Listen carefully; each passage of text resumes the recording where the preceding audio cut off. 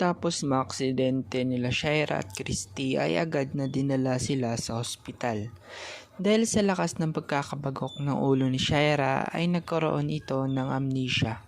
Hindi niya na makilala sila Jordan at hindi na rin niya matandaan lahat ng mga kasamaang pinaggagawa niya.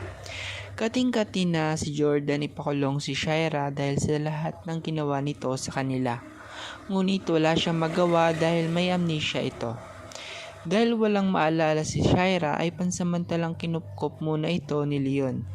Makalipas ang ilang linggo ay bumalik na lahat ng alaala ni Shaira.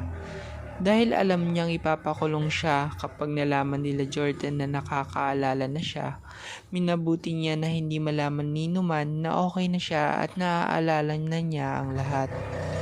Kaya naman habang nananatili siya sa bahay nila Leon ay tuloy ang pagpapanggap niya na may amnesia. Sinusulit niya ang mga oras at pagkakataon na makapaghiganti at mabawi si Jordan kay Christy habang siya ay nagpapanggap na may amnesia. Noong mga unang araw ay nakakayanan niya pang maging bait-baitan. Ngunit habang tumatagal ay lumalabas at lumalabas ang tunay niyang ugali. Dahil dito ay nagtaka na sila Leon at napaisip na baka bumalik na ang alaala ni Shaira. Pero para makasigurado ay palihim nila itong sinubaybayan. Kalaunan ay nabisto nila na nagpapanggap na nga lang itong si Shaira. Na makalata sila Leon ay agad na umalis si Shaira sa bahay ni Leon, ngunit natuntun pa rin siya agad kalaunan ng mga pulis. Nang makorner siya ng mga pulis ay dito na nga tuluyang nahuli si Shaira at nakulong.